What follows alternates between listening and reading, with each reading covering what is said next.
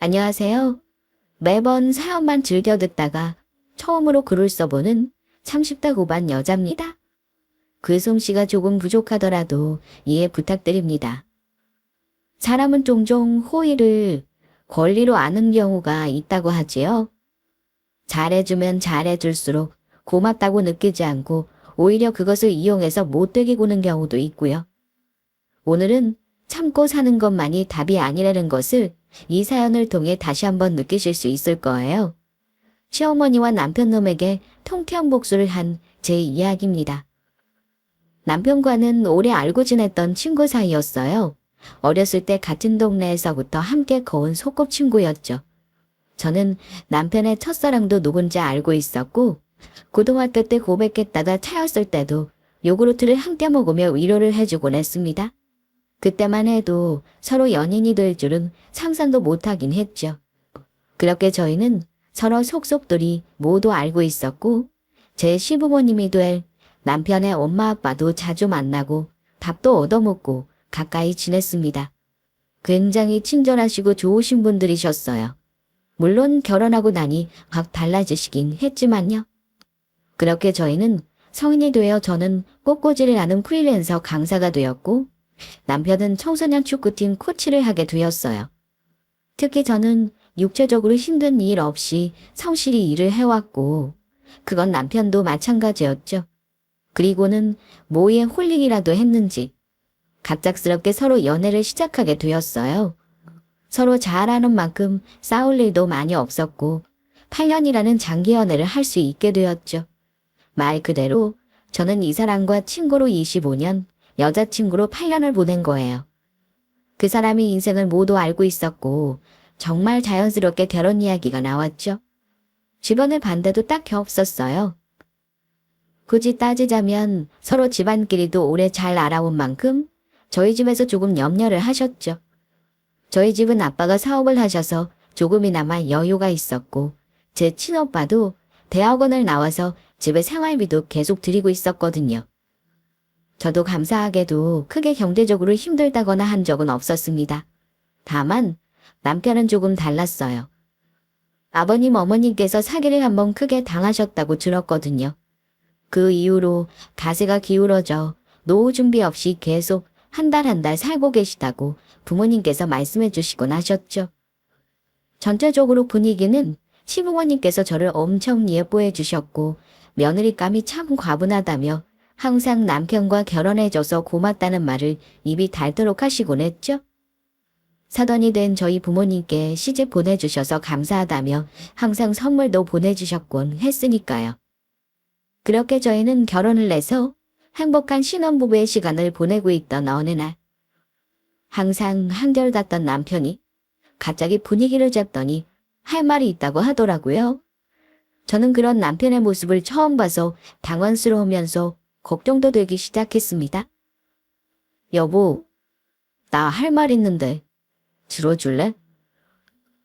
뭐야 갑자기 분위기 실컷 잡고 뭐야? 뭐 사고라도 친 거야? 사고라면 사고인데 너 갑자기 화나면 안 된다? 더 불안하잖아. 빨리 말해봐 뭐야? 말을 해야 내가 화내든 말든 하지. 나 일 그만두려고. 애들 보는 것도 너무 힘들어. 일도 똑같아서 점점 지겨워지고 하기가 싫어. 갑자기 그래 그럴 수 있어. 근데 그럼 뭘 할 건데? 나 사업하려고. 고깃집 시작해보고 싶어. 오늘 사실 우리 부모님이랑 같이 엄마 친구가 하는 고깃집을 다녀왔거든? 근데 정말 맛있더라고. 수치로 구워서 맛도 깊고 근데 거기서 프랜차이즈를 해보라는 거야. 허락도 다 받았고 우리 엄마 아빠도 괜찮을 것 같다고 계속 말씀하시고. 어때? 괜찮을 것 같지 않아? 여보, 고깃집 아무나 하는 거 아니야. 아니, 음식점이 다 그렇지. 내 친구 이번에 베이커리 하다가 망하는 거 못 봤어? 그거 정말 열심히 하지 않으면 힘들 일이야. 물론 널 믿지만 음식점을 한다는 자체가 정말 만만치가 않다는 거야. 아무리 맛있다고 해도 맛있는 음식점이 우리 동네만 해도 몇 개야. 그건 아는데 우리 엄마 아빠도 좋은 기회 같다고 하셔. 나 매번 처가에 도움만 받고 내가 해드린 것도 없고. 나 한번 해보면 안 될까? 진짜 열심히 해볼게. 안 돼. 너가 너무 좋은 사람이고 무엇이 주어지든 열심히 할 사람인 걸 알지만 상황이 안 그럴 수 있다는 거야, 내 말은. 아, 아, 생각할 시간 조금만 주라. 남편은 갑자기 일을 그만두고서는 고깃집을 하고 싶다는 폭탄 선언을 아무렇지 않게 하고는 들어가서 자버리는 겁니다. 일을 잘하고 있는 남편을 괜히 고깃집 하라고 옆에서 시어머님이 부추긴 건 아닌지 생각도 하게 됐고요. 사실 제가 제일 염려하는 부분은 저희에게 아이는 없지만 아이 계획은 있었거든요. 그래서 안정적인 수입이 더 필요한 시점에 갑작스럽게 이직을 하는 게 맞는 건지에 대한 고민이 많았습니다. 그러다 저는 우선 돈을 좀 더 모으고 장기적으로 생각해보자. 조금 나이 차고 고깃집을 개업해도 상관없다는 말을 전하기로 했습니다. 그 다음날 남편이 퇴근하고 와서 제가 생각했던 이야기를 꺼내려는데 한 번 더 남편은 폭탄 선언을 합니다. 여보, 나 계약하고 왔어. 고깃집을 지금 계약했다는 거지? 그 고깃집? 아니, 내 얘기는 아예 안 들어? 나 이렇게 내 인생에서 확신이 든 적이 처음이야. 잘할 수 있을 것 같아. 어떡해. 아이디어도 막 떠올라. 대박 나는 거 아니야? 여보, 사모님 소리 듣게 해줄게, 곧. 아니, 돈은 어디서 났어? 그걸 오늘 당장 했다고? 대체 어디서? 어머님이 해주신 거야? 대출 받았지. 잘 될 건데 뭐가 걱정이야. 걱정 꽉 붙들어 매셔. 미치겠다, 진짜. 이걸 이렇게 갑자기 이틀 만에 정해서 계약하는 사람이 어딨어. 남편은 고깃집을 그 다음날 바로 계약을 하고 와버립니다. 고깃집을 개업할 동네를 생각하지도 않고 상권 분석 이런 건 아예 없었고요. 수입을 어떻게 나눌 건지만 대충 말하고는 그냥 사인을 하고 와버린 겁니다. 그때까지만 해도 마음대로 계약을 하고 온 남편이 미웠지만 뭐 어쩌겠어 에휴라는 마음이 컸어요. 제 남편이니 앞으로도 같은 길을 함께 가야 한다고 생각했거든요. 그리고 사실 남편에 대해서 저는 맹목적인 믿음도 있었죠. 의욕도 넘치고 항상 힘찬 사람이라 자신감도 많았거든요. 사랑하는지라 다 밀어주고 싶었고 응원해주고 싶은 마음이었던 것 같아요. 지금 생각해보면 그게 바로 불행의 시작인 것도 모르고 말이죠. 지금이라도 돌아간다면 그 순간 저를 뜯어말리고 싶어요. 그럼 너 무조건 이 악물 구해? 알았지? 대출받고 했으니 너가 다 책임져야지. 하는 김에 잘해. 고마워 여보, 나 믿어줘서. 내가 잘할게 정말. 두고 봐, 알았지? 그렇게 남편은 고깃집을 준비하고 개업하게 되었어요. 처음 연 음식점을 생각해보시면 아시겠지만 첫 달에는 손님이 정말 많더라고요. 오픈빨이 있다고 하는데 저와 남편은 정말 대박이 난 줄만 알았지 뭐예요? 저는 프리랜서 강사였기에 시간대가 자유로워서 남편 가게에 가서 틈틈이 도와주기 시작했고 설거지에 청소에 마다할 것 없이 일을 했죠. 항상 손님분들도 줄 서서 기다리셨고 매출도 고공행진이었어요. 이 소식은 지방에 살고 계셨던 시부모님께서도 금방 전해지게 됩니다. 아가, 아들 가게 대박 났다며? 이게 웬일이야? 나 거기 잘 될 줄 알았다. 내 친구가 정말 고심해서 메뉴 만든 거거든. 난 그걸 알지. 참나, 이게 무슨 일이래. 하루하루 웃음이 떠날 일이 없다. 네, 어머님. 기회가 잘 맞았는지 지금은 손님분들이 많으세요. 남편도 열심히 잘하고 있고요. 감사해요, 어머님. 더 잘해볼게요. 사실 내가 얼마나 눈치가 보였는지 아니, 처가에? 너무 차이가 나니까 우리 아들 키 못 펼까봐 내가 얼마나 걱정을 했는데. 잘 되어서 얼마나 좋니? 지금 수입이 너 몇 배는 되지 않니? 네. 뭐 저는 고정적인 수입은 아니니까요. 그리고 지금은 일 돕느라 잘 쉬고 있기도 하고요. 뭐 이러나 저러나 이제 나도 좀 숨도 쉬어진다.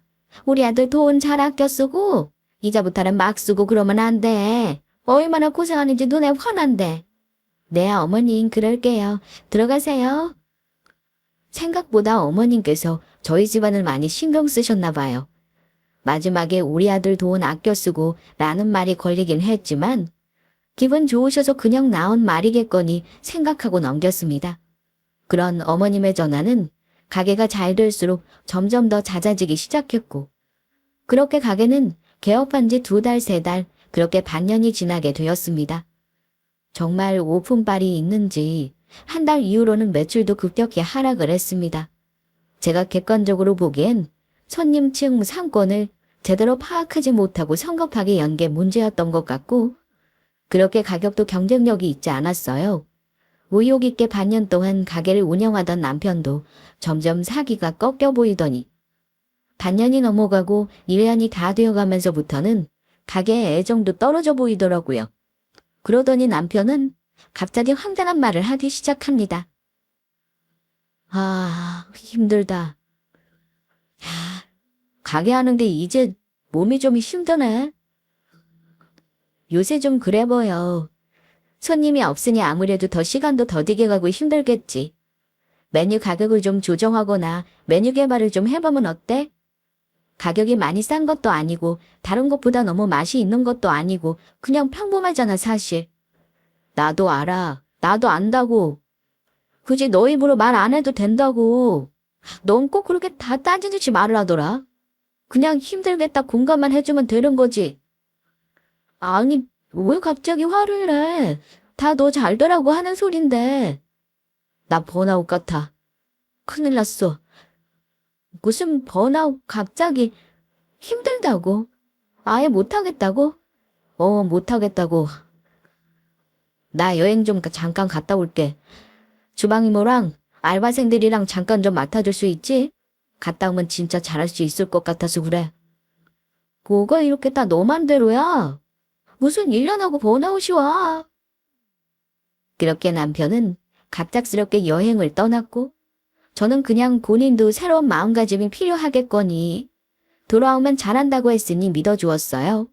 열심히 잘해줄 거라고 믿은 게 제 기대와는 완전히 다르게 일주일 동안 여행을 하고 온 남편은 가게에 더욱 성의가 없어지고 말죠.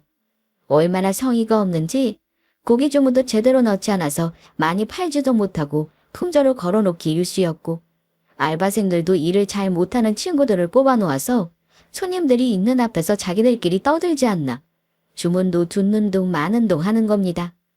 옆에서 보는 저도 손님으로 오고 싶지 않은 가게가 되고 말았죠. 제 얘기는 또 듣지도 않았어요. 정말 답답했습니다. 그렇게 점점 더 가게는 고꾸라지기 시작했어요. 하루에 매출이 10만 원도 나오지 않는 지경으로 월세도 내기 힘들어졌죠. 아예 유지 자체가 힘들어지기 시작했어요.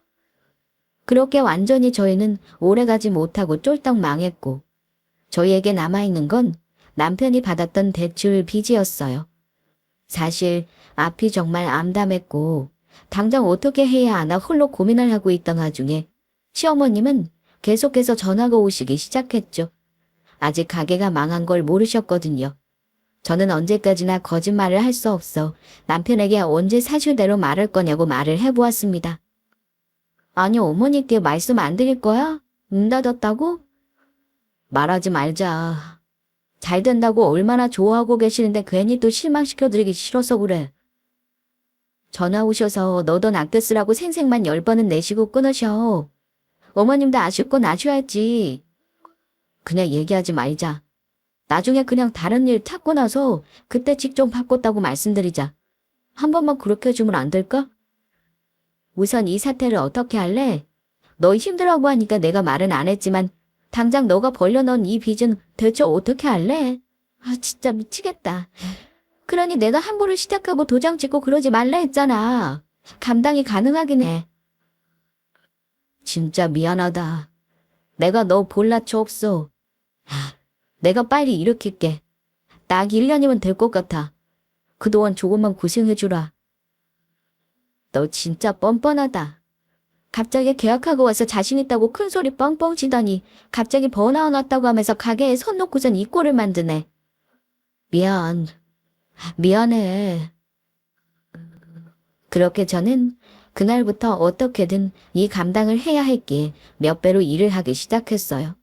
닥치는 대로 일을 구해서 강사 일을 했고 돌아다니면서 일을 달라고 발품 파는 일도 많아졌죠. 그렇게 해도 점점 늘어나는 빚을 감당할 수 없었고 저는 밤엔 핀과 머리띠를 만드는 부업도 하게 되면서 하루에 3시간 정도만 자게 되었습니다. 밥 먹을 시간도 없어서 김밥을 싸들고 다녔고 돈 아끼느라고 다 낡아서 찢어지라는 운동화도 억지로 이어붙여서 신었죠. 남편은 매일 계속해서 제 눈치를 보고 있었고 제가 그렇게 미친 듯이 일하는 동안 무슨 사업을 알아본다고 하면서 돌아다니는 것 같았어요. 사실 제가 계속 밖에서 일을 하다 보니 집에서 남편이 뭐 하는지 자세히는 알지 못했죠. 저는 딱 1년이라는 남편 말을 믿었고 일을 악물었죠. 비가 주룩주룩 오던 어느 날 저는 우산을 사는 것도 너무 아까웠기에 맞으면서 터덜터덜 집을 가게 되었고 일을 너무 무리를 했는지 저는 감기에 심하게 걸리고 말았죠. 독감이 걸린 건 아닌지 의심이 될 정도였어요. 그렇게 그 다음 날에 일도 나갈 수 없게 되었고 쓰러져 잠만 자고 있던 저에게 전화가 한 통 옵니다. 시어머님이셨어요. 아니, 너 지금 뭐하니? 혹시 잤어? 네 남편 신경 안 쓰니? 전화해보니 고깃집이 너무 바빠서 죽겠다고 끊으라던데. 넌 누워하고 있니? 지금 일어난 거야. 네? 어머님, 제가 감기에 심하게 걸려서요. 아예 일어나지도 못할 지경이라서. 아니, 네 남편은 지금 혼자 다 감당하고 있다는데. 너 죽을 정도 아니잖니? 네 남편한테 생활비 받아 쓰고 있는 주제에 뻔뻔하기는? 예, 얼른 일어나. 남편은 시어머니께 아직도 거짓말을 하고 있었던 겁니다. 가게는 문을 닫은 지 오래였고 혼자 일하면서 제가 용돈을 준 지 1년이 다 되어가고 있었는데 말이죠. 그날 남편에게 한마디 해야겠다고 생각하던 순간 저녁에 남편은 술을 거하게 취해서 들어왔어요. 설상가상이었죠. 서러워서 저도 엉엉 눈물이 다 나더라고요. 야, 너 지금 술에 취한 거야. 술을 어디서 그렇게 많이 마신 건데? 오늘 기분이 좋아서 한잔했습니다. 왜요? 너 정신 차려, 아파. 할 말 있어. 오늘 마누라 이럴 게 없나 보네. 심심했어? 왜 그래? 세수하고 앉아. 제가 너무 단호하게 말하니 남편은 놀랐는지 정신을 차리고 자리에 앉더라고요. 너 진짜 생각이 있는 애니 없는 애니? 언제까지 너 이 꼴을 보고 살아야 해? 나 돈 아끼느라 어제 우산도 못 쓰고 왔어. 그래서 감기 걸려서 나 오늘 일도 못 나갔다. 관심이나 있었어? 돌아다니면서 사업 알아본다는 핑계로 놀고 다니는 거 아니고. 나쁜 놈. 그리고 너 어머님한테는 왜 가게 문 닫았다고 말 안 하냐? 왜 내가 너 돈을 쓴다는 말을 듣게 대체? 일주일에 몇 번이나 전화 오시는지 알기나 해. 말할 거야. 말할 건데. 아직 1년 안 됐잖아. 그렇게 뭐라 하네 진짜. 사업 알아보는 거 맞거든? 뭐? 놀고 다닌다고? 너 평소에 나를 어떻게 생각하는지 정확하게 알겠다. 고깃집이 잘 됐으면 너 내 돈 쓸 거였잖아. 그까짓 뭐 대단한 일 한다고 유세는. 그럼 그냥 빚도 갚지 마. 그냥 도망 다니면서 살면 되겠네. 쓰레기구나 너. 집에 들어오지 마. 더 이상 너 얼굴 보는 것도 역겹다. 사업을 뭘 알아보던지 너는 글렀어. 뭘 해도 넌 망할 거야. 여태까지 너가 나를 어떻게 생각하는지도 정확하게 알겠네. 남편은 제가 참다 한 말이 유세라고 생각하나 보더군요. 속으로 저는 이런 남자와 더는 못 살겠다는 생각이 들었어요. 태어날 때부터 친구였던 남편이 이제는 다른 사람 같아 보이기 시작했어요. 오늘 한 끼도 못 먹은 제 자신이 너무 서럽기도 했고요. 속으로 그날 처음으로 이혼 생각이 들었던 것 같아요. 한 번만 더 늦게 들어오면 저는 정말로 이혼을 고할 생각이었고 준비가 안 되어 있는 것이 아차 싶었던 저는 그때부터 모든 기록을 남기기 시작했죠. 남편이 제 카드를 쓰는 기록도 남겼고 제 월급 체크도 열심히 했습니다. 또한 남편에게 생활비나 용돈을 줄 때도 현금은 절대 주지 않았고 이체를 해서 꼭 기록에 남겼죠. 그렇게 보니 정말 남편에게 들어가는 돈도 어마어마했어요. 저 정말 열심히 살았더군요. 사실 미친 듯이 비참하기도 했어요. 먹고 살기 위해서 일하면서 이혼까지 생각해야 했으니까요. 그렇게 저는 또 몸을 일으켜 예전과 같이 하루하루 열심히 일하기 시작했어요. 딱 하나, 다른 게 있었죠. 바로 이혼을 꿈꾸고 있다는 점이요. 계속해서 강사로 하루에 몇 항씩 뛰고 다음 수업으로 넘어가기 위해 중간에 잠깐 쉬던 시간에 갑자기 병원에서 연락이 왔습니다. 저는 이런저런 무서운 생각이 들면서 두렵기 시작했죠. 네, 병원이시라고요? 병원에서 왜요? 이미영님이 어머니 맞으시죠? 네, 맞는데요. 무슨 일이에요, 대체? 어머니께서 교통사고 크게 나셨어요. 지금 병원으로 오셔야 할 듯합니다. 네. 아니, 어쩌다가요? 어머니께서 가로수를 차로 박으셨다고 해요. 사고 이후에 구급차로 이곳에 실려 오셨고요. 경찰분들하고 오늘 오셔서 하시는 말씀 들어보니 차가 노후화되어서 작동이 잘 안 되었다고 해요. 어머님은 방금 응급 골절 수술 끝나셨고 병원 도착하셔서 6층 회복실로 오시면 됩니다. 네? 네, 알겠습니다. 감사합니다. 감사합니다. 갑작스럽게 저는 엄마의 사고 소식을 듣게 되었어요. 큰 사고라고 하셔서 엄마를 잃은 줄 알았지만 다행히도 그건 아니었어요. 허겁지겁 병원으로 달려가 보니 엄마는 정말 두 다리 모두 깁스하고는 꼼짝도 못하고 누워 계셨고 타박상도 꽤 되어서 머리카락도 피와 엉켜 있었어요. 너무 놀란 저는 엉엉 울어버리고는 무슨 일인지 물어보기 시작했죠. 엄마 없는 세상은 상상도 해본 적이 없었으니까요. 엄마, 아니 이게 무슨 일이야 대체? 하고 어쩌다 이러고 누워있는 거야? 미안하다. 딸한테 연락이 갈 줄은 몰랐네. 요새 바쁜 거 아니었어? 아니 어쩌다가 사고가 난 거냐고 엄마. 나 진짜 너무 깜짝 놀랐어. 나도 잘 기억이 안 나. 근데 갑자기 차가 제대로 빡빡해지면서 안 움직이더라고. 오래 탔잖니. 저것도 너 학생 때부터 탄 건데 오래돼서 그런 것 같아. 차 안에 좀 바꾸지. 중고차로 경차 사면 얼마 하지도 않은데 몇 번이나 내가 바꾸라고 했잖아. 그러게 미리 바꿨어야 했는데 어쩌니 이걸 괜히 신경 쓴 게 한 건 아니? 미안하다. 얼른 몸 챙기고 차 바꾸자. 이렇게는 안 돼. 아빠도 사업을 하고 오빠도 여유가 있었는데 엄마는 괜히 아깝다고 하시면서 차를 바꾸시지 않으셨었죠. 사주신다고 해도 괜히 고집을 부리셨었는데 결국 이렇게 됐지 뭐예요. 차도 수습이 안 되어서 폐차를 하게 되었고요. 더 큰 사고가 나지 않은 게 다행이라고 하시더군요. 그렇게 엄마는 오래 병원에 계시게 되었고 재활 운동도 하면서 치료를 받게 되셨습니다. 저는 일을 하면서 중간중간에 병원에 가서 아빠와 번갈아 엄마를 살펴보고 퇴근하는 것이 일상이 되었죠. 그때도 저와 남편은 냉전 상태였기 때문에 남편이 집에 있어도 따로 엄마가 병원에 계시다고는 말을 안 했어요. 이혼할 마당에 굳이 이런저런 얘기를 하고 싶지도 않았거든요. 오히려 더욱 남편은 정도가 심해졌죠. 서로 막말을 하고 밑바닥까지 갔는지 병원을 다녀오면 집에서 술을 마시면서 오징어나 뜯고 있었으니까요. 이제는 사업을 알아보지도 않는 건지 답답하기만 했습니다.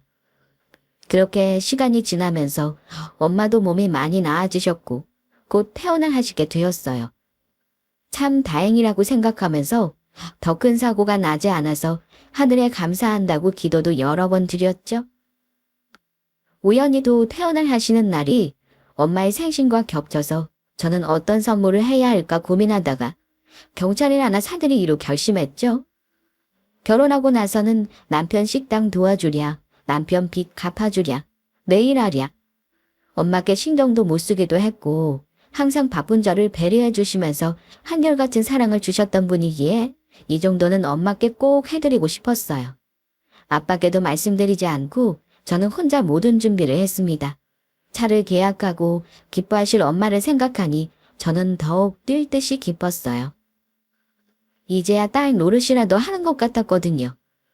남편의 빚 갚는 데 쓰는 것보다는 훨씬 가치 있는 일이었어요.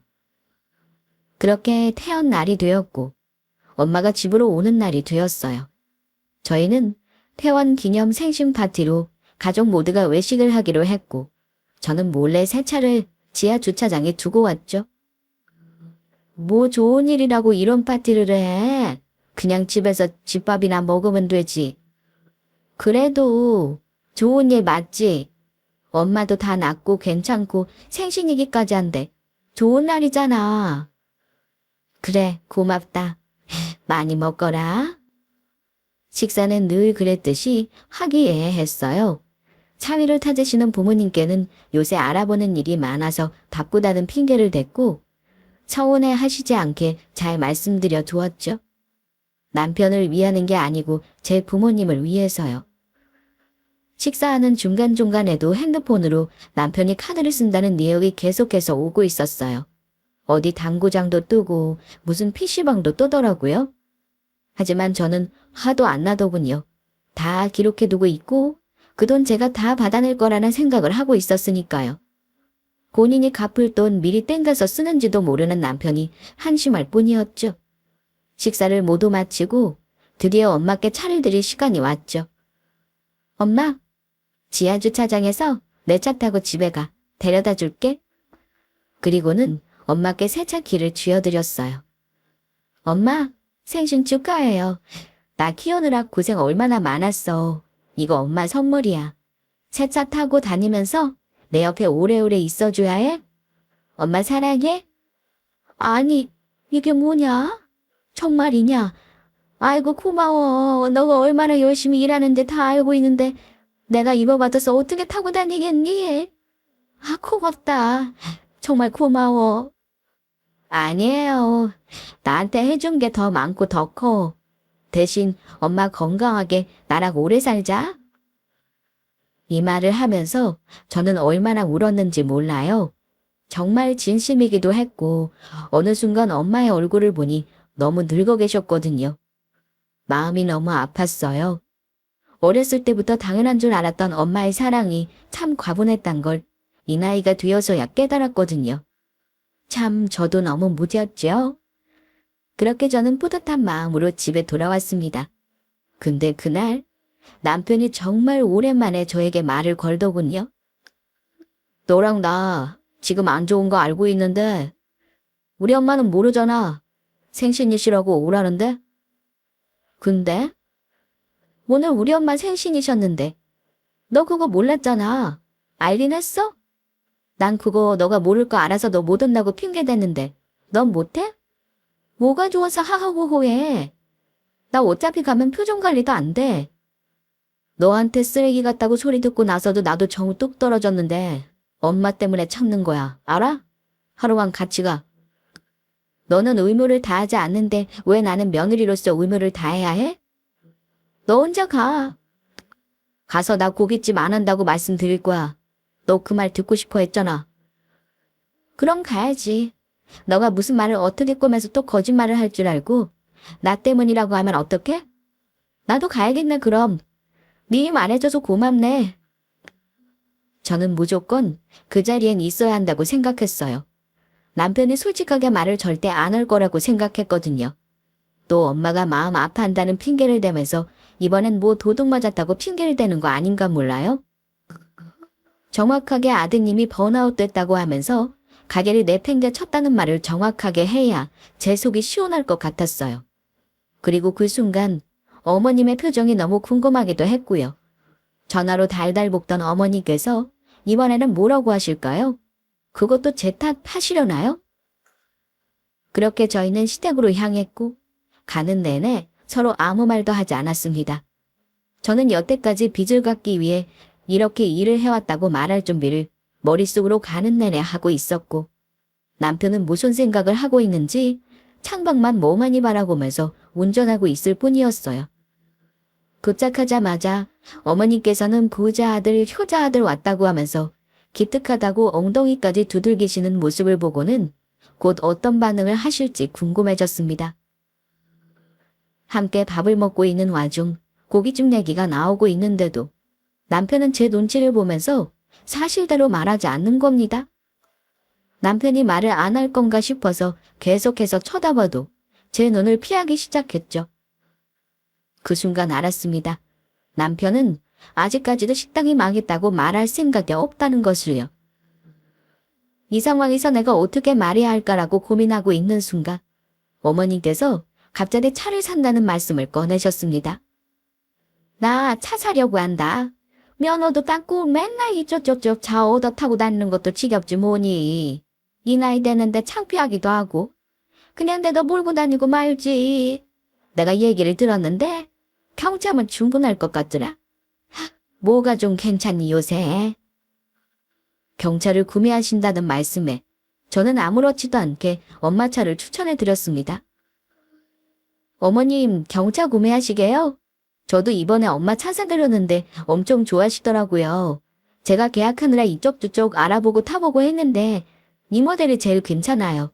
제가 사진도 보내드릴게요. 너 지금 뭐라고 그랬냐? 엄마 차를 사드려?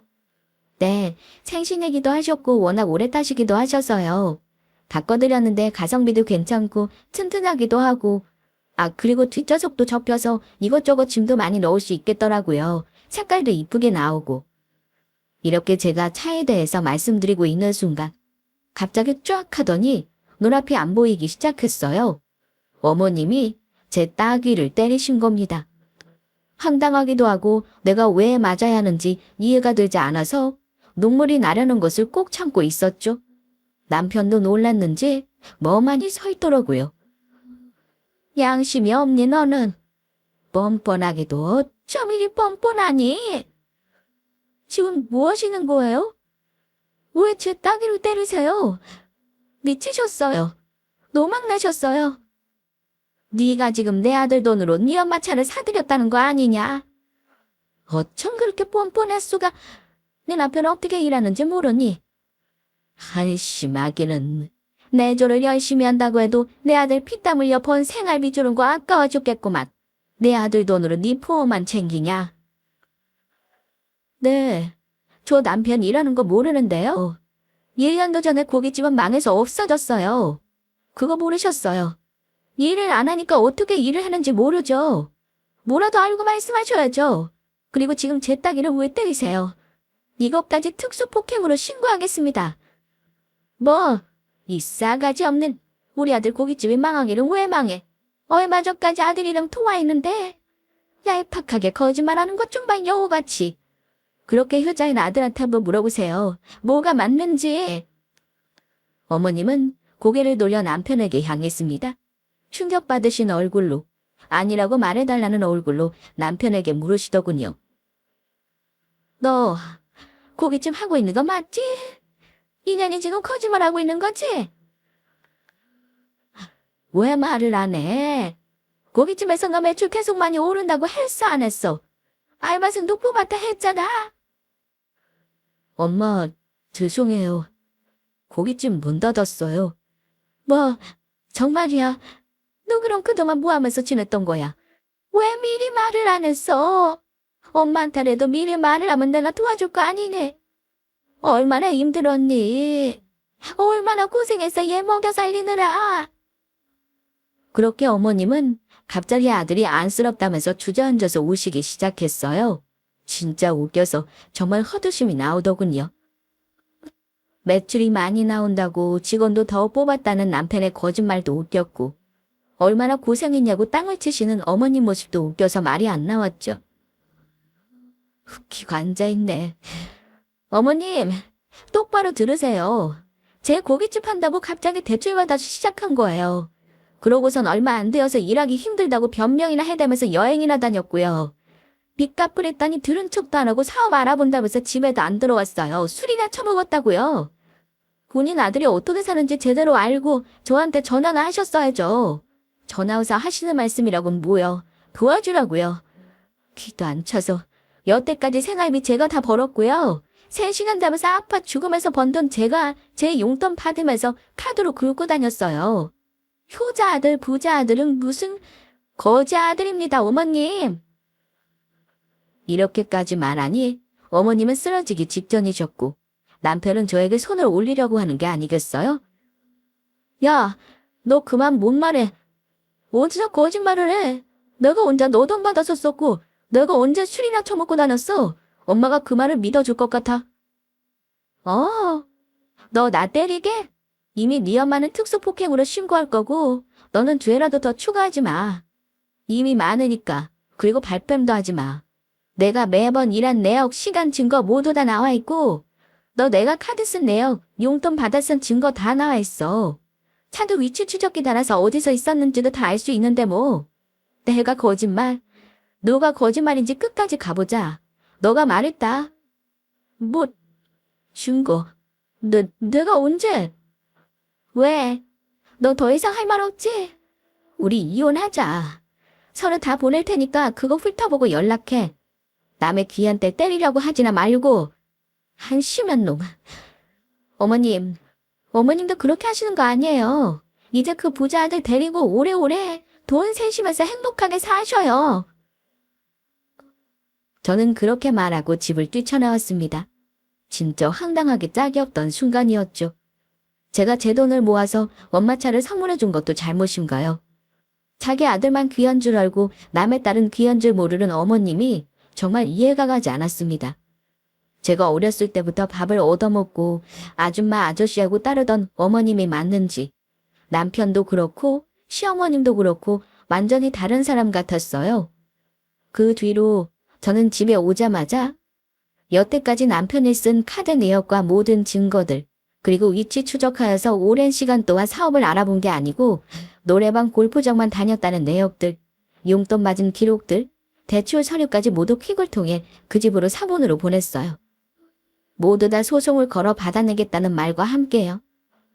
내가 복수할 수 있을 만한 때가 언제 오나 했더니 딱 이렇게 때가 온 것이었죠. 그날 밤 갑자기 집에 어머님하고 남편이 찾아온 게 아니겠어요. 어이가 없었지만 무슨 소리를 하나 듣거나 싶어서 문을 열어주었습니다. 무슨 일이세요, 이 밤에? 내가 정말 잘못했다, 얘야. 이 어미가 아들을 잘못 키워서 다 망친 것 같다. 서류들도 모두 봤어. 용서를 좀 해주면 안 될까? 같이 상 정도 있고 또 우리가 본 세월이 얼마냐. 난 너가 태어나는 날 너 탯줄도 본 사람이다. 근데요? 아까 저한테 여우 없고 싸가지 없는 년이라면서요? 그리고서는 매일 전화해서 뭐라고 하셨어요? 아들 돈으로 놀고 먹는다고 그렇게 구박하시더니 왜요? 이제 증거 보시니까 말이 달라지시네요? 법정에서 뵙죠. 그 돈 저는 다 받아내야겠어요. 그 돈을 갚아온 제 세월이 너무 억울해서 안 되겠어요. 한 번만 용서를 해줬으면 한다. 이렇게 무릎까지 꿇을게. 여유 없는 우리 좀 알잖니. 그 돈을 우리가 어디서 당장 갚을 수 있겠어. 정말 미안하다. 어떻게 용서를 해줄 수 있을까? 아, 그건 제 상관 아니고요. 나가주세요, 다. 그 후로 저는 차곡차곡 이혼을 준비해 나가기 시작했어요. 중간중간 남편과 어머님은 전화가 와서 용서를 해달라면서 사람을 달달 볶곤 했죠. 계속해서 일하는 곳을 쫓아오지를 않나. 갑자기 저희 본가까지도 찾아가서 엄마 아빠 앞에서 무릎 꿇고 빌었다고 하더라고요. 사정을 이미 제가 말해둔 상태였기에 저희 엄마 아빠도 거절을 단호히 하셨고요. 다만 저는 남편에게도 어머님에게도 최선을 다했기에 일말의 후회도 없었고 점점 더 이혼하기를 잘했다는 생각만 들 뿐이었어요. 그렇게 저는 계획대로 차근차근 준비를 모두 완벽하게 할 수 있었고 이후 완벽하게 순수하여 대출 비용, 제가 경제적으로 지원했던 비용 등을 모두 유리하게 가져올 수 있었습니다. 또한 특수폭행까지 추가되어서 더욱 제가 유리한 판으로 돌아갔어요. 이후로 남편은 그 모든 비용을 갚을 능력이 되지 않아서 어려움을 겪고 있다고 들었고 자세한 이야기는 더 이상 듣지 못했습니다. 어렸을 때부터 봐온 친구이자 연인이자 남편이었기도 해서 정말 믿기도 많이 믿었는데 사람은 이렇게 한번 바닥까지 힘든 순간을 경험해봐야 하나 봐요. 이렇게 되니 딱 사람이 본 모습을 보였으니 말이죠. 저는 이렇게 이혼녀가 되었지만 지금의 제가 너무 좋아요. 속도 시원하고 하루하루를 행복하게 잘 보내고 있습니다. 오늘의 제 사연은 여기까지였습니다. 읽어주신 구독자분들 모두 감사하고 항상 행복하세요.